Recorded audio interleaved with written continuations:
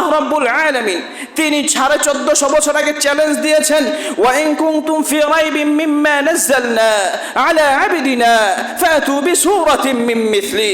যদি তোমরা আমার কোরআনের কোনো সামান্য অংশ সন্দেহ করো তাহলে মনে রেখো, ফাতু বিসূরাতিন মিন মিসলি, কোরআনের মতো ছোট্ট একটা সূরা বানিয়ে নিয়ে আসো।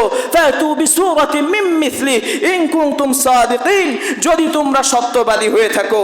আল্লাহ রাব্বুল আলামিন আরো বললেন, আম ইয়াকুলুনা ইফতারা, তারা রাসূল সাল্লাল্লাহু আলাইহি ওয়াসাল্লামকে মিথ্যা অপবাদ দেয়। তারা বলে নবী নাকি এই কোরআনকে বানিয়েছে। যদি নবী বানিয়ে থাকে, হে নবী, তাহলে আপনি তাদেরকে বলে দিন, ফাতু বিসূরাতিন মিন মিসলি, তাহলে কোরআনের মতো করে কোরআন তোমরাও একটা বানিয়ে নিয়ে আসো। ওয়াদউ মান ইসতাতা'তুম মিন দুনিল্লাহ, এবং আল্লাহর পরিবর্তে তোমরা যাকে পারো তাকে তোমরা ডেকে নিয়ে আসো। ইন কুনতুম সাদিকিন, যদি তোমরা সত্যবাদী হয়ে থাকো। হাকাযা মাদা